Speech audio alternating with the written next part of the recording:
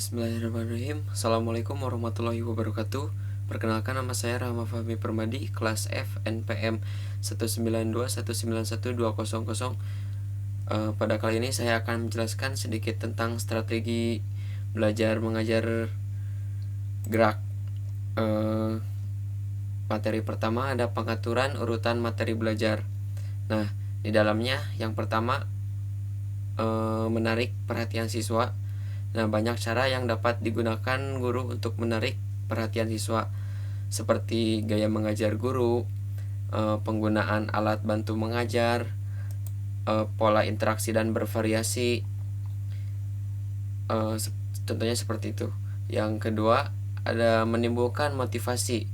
Salah satu tujuan dari prosedur membuka pelajaran adalah memilih secara hati-hati hal yang menjadi perhatian siswa. Hal-hal yang menjadi perhatian siswa itu hendaknya dapat digunakan untuk menimbulkan motivasi. Dengan adanya motivasi itu, pembelajaran menjadi dipermudah. Oleh karena itu, guru hendaknya melakukan berbagai cara untuk menimbulkan motivasi itu. Yang ketiga, memberi acuan atau structuring. Memberi acuan diartikan sebagai usaha mengemukakan secara spesifik dan singkat serangkai alternatif yang memungkinkan siswa memperoleh gambaran yang jelas mengenai hal-hal yang akan dipelajari dengan cara yang hendak ditempuh dalam mempelajari materi pelajaran. Yang keempat, ada membuat kaitan. Jika guru akan mengajarkan materi pelajaran yang baru, guru perlu menghubungkannya dengan hal-hal yang telah dikenal siswa atau dengan pengalaman-pengalaman minat dan kebutuhan-kebutuhan siswa. Nah, hal itu yang disebut bahan penguat. Lalu materi yang kedua ada pengaturan waktu latihan. Nah, di samping mampu menguasai berbagai macam metode latihan, guru dan pelatih harus mampu pula menerapkan pengaturan latihan. Latihan dalam pembelajaran perlu diatur sedemikian rupa agar memberikan hasil yang optimal. Pada dasarnya terdapat beberapa cara latihan yang masing-masing kelebihannya ditentukan oleh tugas latihan yang dijalankannya, yakni apakah tugas tersebut berupa tugas jamak atau tugas tunggal. Cara pengaturan mana yang diperoleh oleh guru akan memastikan hasil yang dicapainya. Nah, tugas jamak itu adalah tugas yang mempunyai satu tugas, sedangkan tugas tunggal ada beberapa tugas yang harus dikerjakan. Nah, yang materi yang ketiga ada pengaturan lingkungan belajar. Gerakan ditinjau dari stabilitas lingkungan. Yang pertama ada keterampilan close atau close skill. Yang kedua keterampilan open atau open skill. Keterampilan tertutup atau close skill merupakan keterampilan yang dilakukan dalam lingkungan yang relatif stabil dan dapat diduga.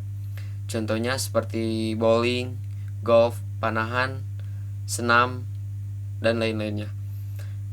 Keterampilan terbuka atau open skill merupakan keterampilan yang melibatkan lingkungan selalu berubah dan tidak bisa diperkirakan sebelumnya.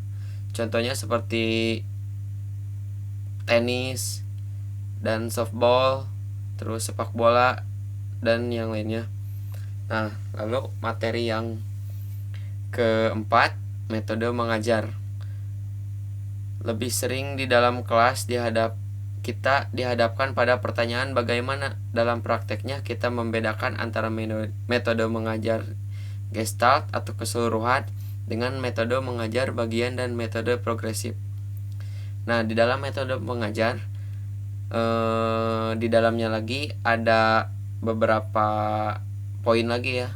Yang pertama, metode global atau whole method. Metode ini suatu cara mengajar yang beranjak dari yang umum ke yang khusus. Nah, lalu ada metode bagian atau part method.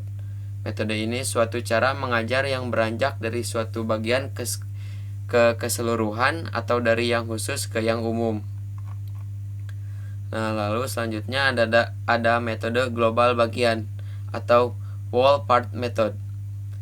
Metode ini campuran dari kedua metode yang sudah dibahas tadi dengan maksud mencoba menggabungkan kelebihan-kelebihan dari keduanya.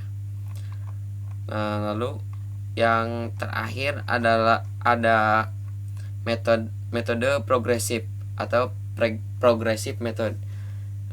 Metode ini cara mengajar di mana bahan latihan atau keterampilan dibagi dalam beberapa unit atau bagian. Nah, cukup sekian yang bisa saya sampaikan. Mohon maaf apabila ada kesalahan. Wassalamualaikum warahmatullahi wabarakatuh.